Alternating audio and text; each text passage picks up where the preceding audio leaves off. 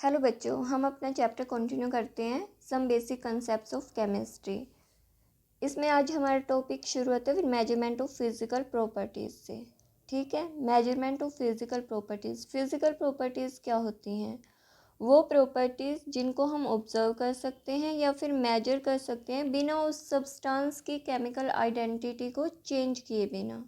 ठीक है, quantitative measurement of properties is required for scientific investigation. ठीक है, क्वांटिटेटिव मेजरमेंट है ये। ठीक है, many properties of matter such as length, area, volume, जो ये हैं ये क्या है? क्वांटिटेटिव इन नेचर है, यानी कि क्वांटिटी है ये। एनी क्वांटिटेटिव ऑब्जर्वेशन और measurement is represented by a number followed by units. ठीक है, कैसे रिप्रेजेंट किया जाता है कि एक नंबर होगा और फिर यूनिट आएगी। एग्जाम्पल के लिए हम लेते हैं length of a room can be represented as 6 metre. अब देखो 6 यहाँ पर क्या है? नंबर है, और m यहाँ पर क्या है? मीटर, यानी कि लेंथ की यूनिट। ठीक है, here 6 is the number and m denotes meter, unit in which the length is measure. ठीक है, बिना यूनिट के हम डिफाइन नहीं कर सकते कि 6 क्या है। ठीक है, ये इम्प्रॉपर है। ठीक है, 6 ये क्या हो सकता है? एरिया भी हो सकता है, लेंथ भी हो सकती है, वॉल्यूम भी हो सकती है, जिसकी हम यूनिट साथ में लेंगे ऐसे। ठीक है, तो यहाँ पर यूनिट को स्पेसिफाई करना ज़रूरी है। ठीक है, पहले कौन से सिस्टम होते थे मेजरमेंट के? एक इंग्लिश सिस्टम होता था और एक मैट्रिक सिस्टम होता था, जो यूज़ किए जाते थे different parts of the world. जो मीट्रिक सिस्टम है हमारा वो ओरिजिनेटेड इन फ्रांस। ठीक है, in late 18th century, was more convenient. ठीक है, ज़्यादा कन्वीनियंट था। और किसके ऊपर बेस्ड था ये? डेसिमल सिस्टम के ऊपर। Let need of a common standard system was felt by the scientific community. ठीक है, एक कॉमन स्टैंडर्ड सिस्टम की ज़रूरत हुई, क्योंकि मान लो कोई भी क्वांटिटी मेजर की जाती है, वो एक देश में किसी और यूनिट में मेजर की जाती है और किसी दूसरे देश में किसी और यूनिट में मेजर की जाती है। तो इसके लिए एक कॉमन सिस्टम की ज़रूरत हुई, ताकि अगर हमें क्वांटिटी को कंपेयर करना हुआ। ठीक है, कोई क्वांटिटी एक देश में मेजर की जा रही है, कोई किसी दूसरे देश में मेजर की जा रही है, तो उन दोनों को कंपेयर करने के लिए एक कॉमन स्टैंडर्ड सिस्टम की ज़रूरत हुई। Such a system was established in 1960 and discussed in detail below. ठीक है, अब हमारा कॉमन स्टैंडर्ड सिस्टम क्या है यूनिट्स का? International System of Units, SI units. ठीक है, ये कब एस्टेब्लिश्ड हुआ? By the 11th General Conference on Weights and Measures. जो CGPM is an intergovernmental treaty organisation created by a diplomatic treaty known as Metre Convention. कब sign हुई थी ये? पेरिस में 1875 में। जो SI सिस्टम है उसमें हमारी 7 बेस यूनिट हैं। ठीक है, कितनी बेस यूनिट है? 7 बेस यूनिट्स जो हमारी यहाँ पर हैं। ठीक है, जो इसके अलावा जो भी फिज़िकल क्वांटिटीज़ है, जैसे कि स्पीड, वॉल्यूम, डेंसिटी होगी, वो किन से डिराइव की जाती है? वो इन फिज़िकल क्वांटिटीज से डिराइव की जाती है। अब हम अपनी बेस फिज़िकल क्वांटिटी देखते हैं और उनकी यूनिट्स देखते हैं। लेंथ, इसकी यूनिट क्या है? मीटर, और इसका सिंबल है स्मॉल m। मास, इसकी यूनिट क्या है? किलोग्राम, और ये इसका सिंबल है kg।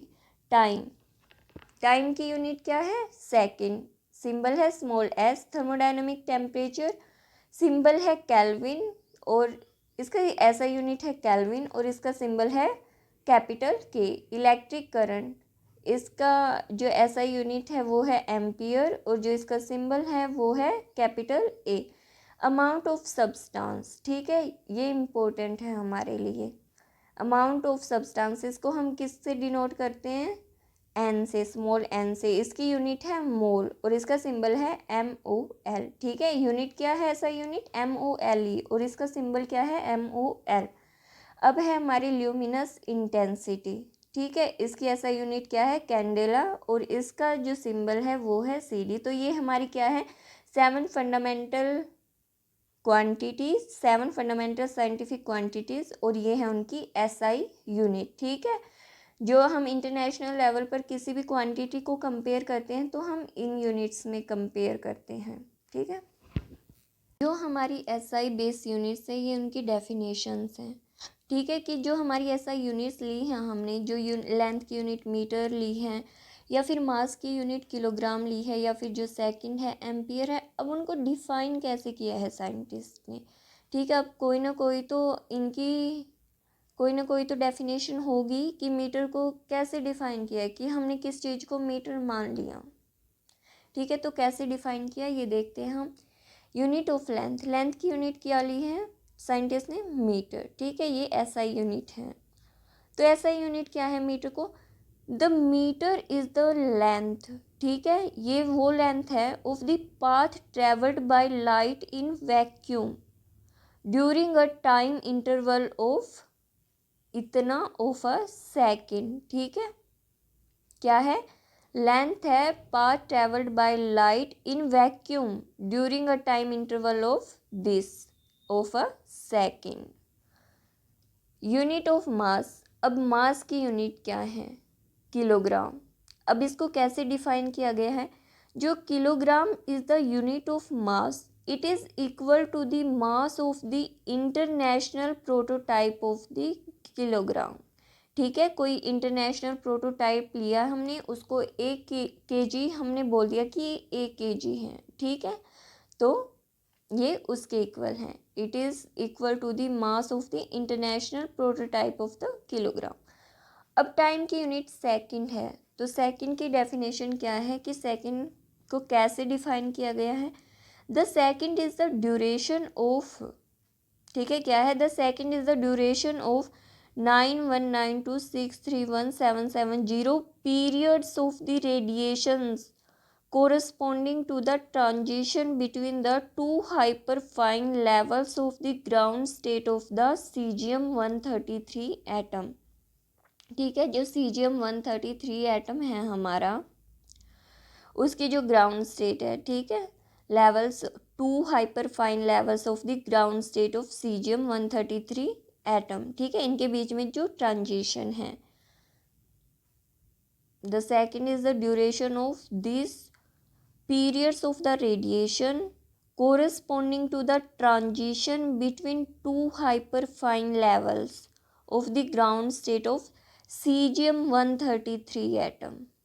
ठीक है, अब unit of electric current, electric current की यूनिट क्या है, एम्पियर। अब इसको कैसे डिफाइन किया, देखो ये डेफिनेशंस हैं। अब साइंटिस्ट ने इनको बोल दिया कि ये 1 सेकंड होगा, ये 1 किलो होगा, 1 किलोग्राम होगा, और ये 1 मीटर होगा। ठीक है, और हमने मान लिया, उनके आपस में सहमति बनी होगी कि ठीक है, हाँ भाई हमने ये ले लिया, इसको 1 केजी मान लिया, इसको 1 मीटर मान लिया, इसको 1 एम्पियर मान लिया, इसको 1 सेकंड मान लिया।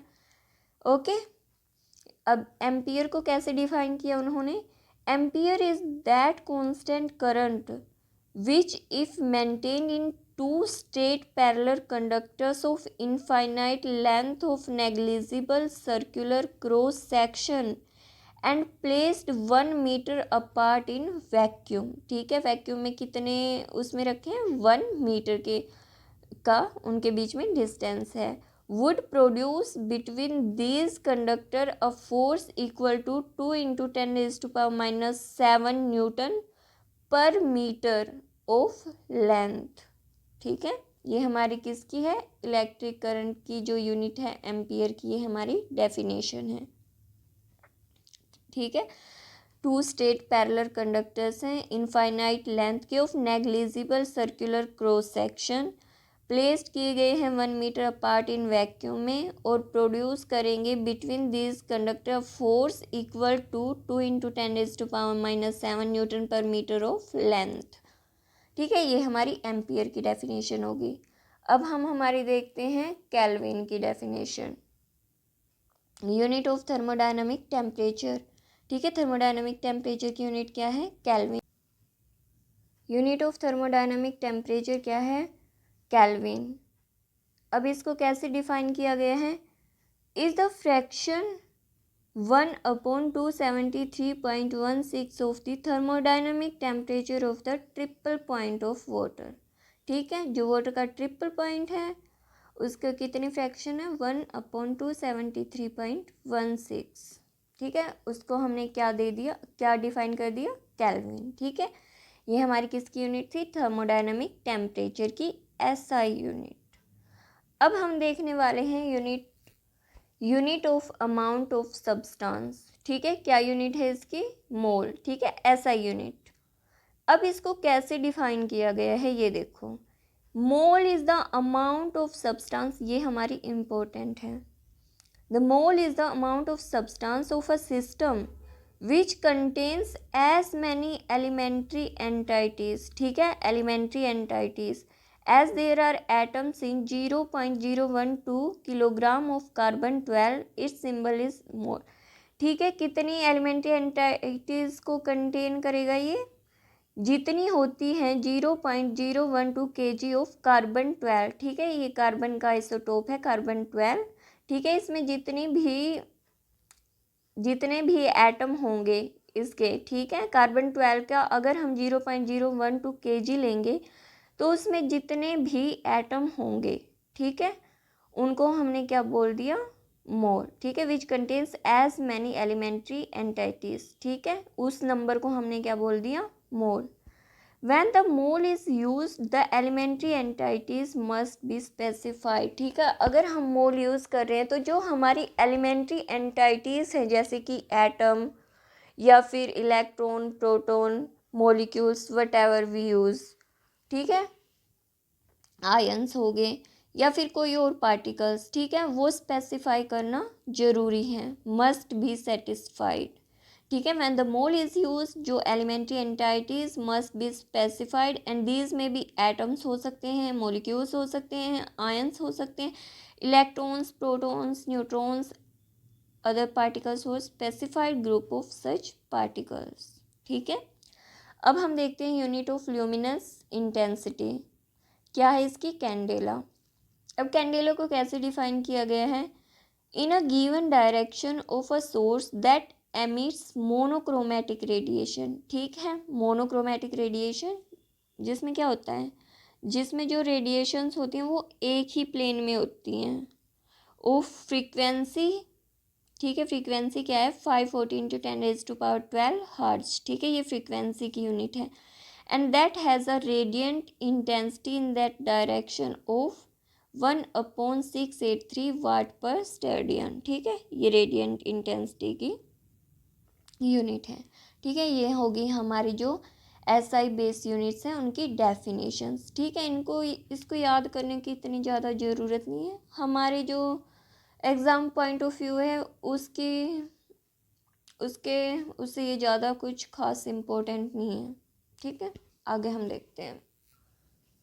अब देखो prefix used in the SI system, जो SI सिस्टम में प्रीफिक्स यूज़ किए जाते हैं, जो ये वाले हैं 10⁻⁻12 से 10⁻³ तक, ठीक है, ये इम्पोर्टेंट है, ये हमें याद होने चाहिए, ठीक है। ये इतने ज़्यादा यूज़ नहीं होते ये वाले।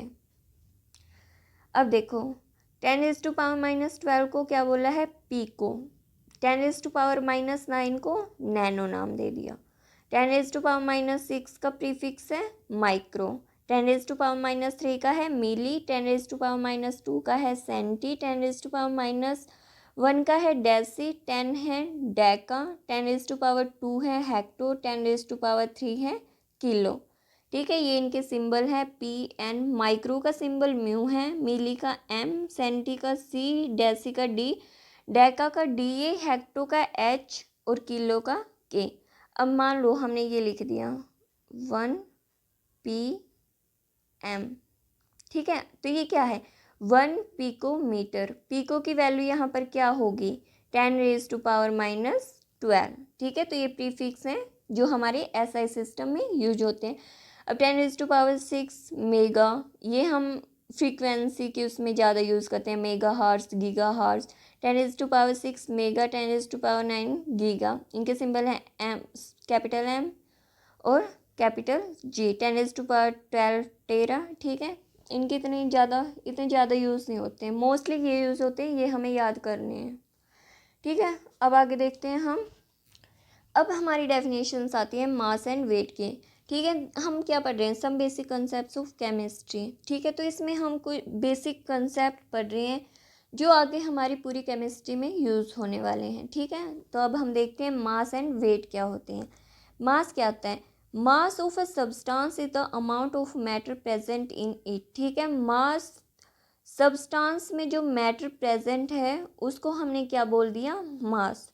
जबकि वेट क्या होता है, जो force exerted by gravity on an object, किसी ऑब्जेक्ट के ऊपर ग्रेविटी लग रही है जो, ठीक है, force exerted by gravity, gravity द्वारा जो फोर्स एक्सर्ट किया जा रहा है किसी भी ऑब्जेक्ट पर, वो उसका वेट है। ठीक है, मास क्या है, जो उसमें एक्चुअल अमाउंट प्रेजेंट है मैटर की। ठीक है, जो मास है वो सब, जो मास है किसी भी सब्सटेंस का वो कांस्टेंट होता है, लेकिन वेट जैसे ही ग्रेविटी चेंज हुई वैसे ही वेट चेंज हो गया। ठीक है, जो वेट है वो डिपेंड करता है ग्रेविटी पे। जो mass of a substance can be determined accurately in the laboratory by using an analytical balance. ठीक है, किसी भी एनालिटिकल बैलेंस को हम यूज़ करके मास निकाल सकते हैं किसी भी सब्सटेंस का। ऐसा यूनिट क्या होगी इस मास की, हमने अभी पढ़ी थी किलोग्राम। ठीक है, जो हावेवर इस फ्रैक्शन नेम्ड एज ग्राम। ठीक है, ग्राम, जो ग्राम है इसका फ्रैक्शन 1 kg किसके इक्वल है, 1000 ग्राम के। वो हम लेबोरेटरीज में यूज़ करते हैं, क्यों, क्योंकि due to the smaller amounts of chemicals used in chemical reaction, जो केमिकल रिएक्शंस होती हैं उनमें हम स्मॉलर अमाउंट में केमिकल यूज़ करते हैं। ठीक है, तो इसलिए हम ग्राम, किलोग्राम से ज़्यादा हम ग्राम यूज़ करते हैं वहाँ पर। अब हम देखते हैं वॉल्यूम क्या होता है। वॉल्यूम क्या होता है, volume is the amount of space occupied by a substance. एक सब्सटेंस ने, ठीक है, कोई भी एक सब्सटेंस हो गया, मान लो ये पेंसिल हो गई। ठीक है, अब इसने स्पेस में अमाउंट ऑफ स्पेस ऑक्यूपाई, ठीक है, इसने कितना स्पेस ऑक्यूपाई कर रखा है। ठीक है, इसने यहाँ पर इतना, जो ये इतना है, कितना स्पेस ऑक्यूपाई कर रखा है, वो हमारा क्या हो गया, वॉल्यूम। ठीक है, जो इसने स्पेस ऑक्यूपाई कर रखा है किसी भी सब्सटेंस से, जैसे कि इस पेंसिल ने इतना स्पेस ऑक्यूपाई कर रखा है, तो हमने इसको क्या बोल दिया, हमने इसको एक टर्म दे दी, वॉल्यूम। ओके, इसकी यूनिट क्या है, लेंथ की क्यूब। ठीक है, क्या यूनिट है, लेंथ की यूनिट और उसका cube.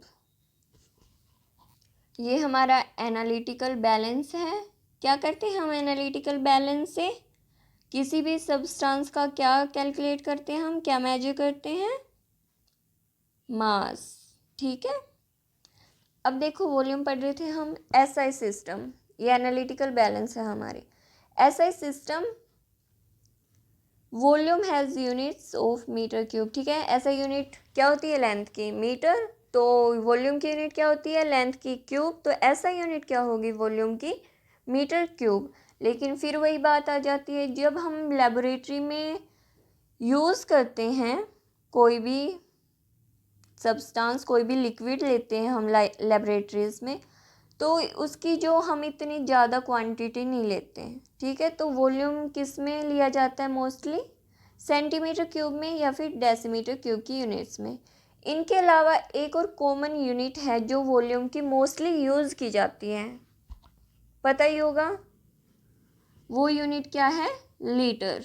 A common unit litre which is not an SI unit. ठीक है, वो एक ऐसा यूनिट नहीं है, लेकिन मोस्टली वही यूज़ की जाती है।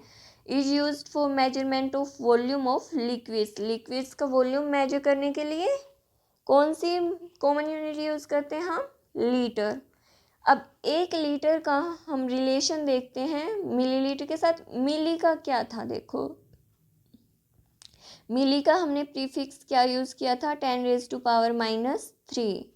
अगर हम यहाँ पर 10⁻⁻3 पुट कर दें तो इससे ये कैंसिल हो जाएगा, 10⁻3 इंटू 10⁻3 क्या हो गया, इक्वल टू 1। तो 1 लीटर, 1 लीटर के, तो ठीक है, 1 लीटर किसके इक्वल है, 1000 मिली लीटर के इक्वल। और 1000 सेंटीमीटर क्यूब किसके इक्वल है? 1 डेसीमीटर क्यूब के इक्वल। अब एक रिलेशन और है हमारा, 1 मिलीलीटर इक्वल होता है 1 सेंटीमीटर क्यूब के। ठीक है, तो 1 लीटर किसके इक्वल हो गया? 1000 सेंटीमीटर क्यूब के, या फिर 1 डेसीमीटर क्यूब के। ठीक है, वॉल्यूम हमने, मास हमने क्या देखा? Amount of matter present in it. Weight क्या था हमारा? वेट था हमारा the force exerted by gravity on an object. और वॉल्यूम क्या था हमारा? Amount of space occupy by any substance. ठीक है, मोस्टली जो हम लेबोरेटरी में वॉल्यूम को मेजर करने के लिए इक्विपमेंट लेते हैं या फिर डिवाइस लेते हैं, वो क्या है? बिरिट हो गई, पिपेट हो गया, या फिर ग्रेजुएटेड सिलेंडर हो गया, या फिर वॉल्यूमेट्रिक फ्लास्क हो गया। ठीक है,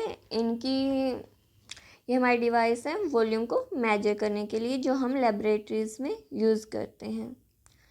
ठीक है, अब हम देखते हैं डेंसिटी। डेंसिटी क्या होती है?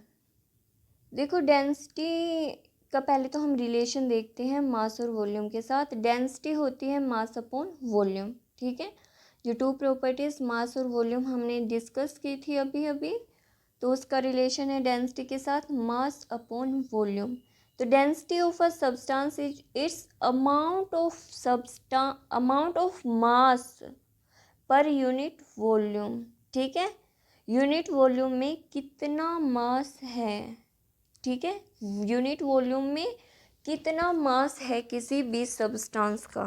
ठीक है, उसको हमने क्या बोल दिया? डेंसिटी। ठीक है, ऐसा यूनिट मास की क्या होती है? किलोग्राम, और वॉल्यूम क्या होती है? Metre cube. ठीक है, तो ऐसा यूनिट ऑफ डेंसिटी क्या हो गया? किलोग्राम पर मीटर क्यूब। अब वही बात, बहुत लार्ज है ये, तो हम किस में यूज़ करते हैं? क्या यूनिट लेंगे हम? जो हम मोस्टली यूज़ करते हैं लेबोरेटरी में, ग्राम पर सेंटीमीटर क्यूब। अब देखो, density of a substance tells us about how closely its particles are packed.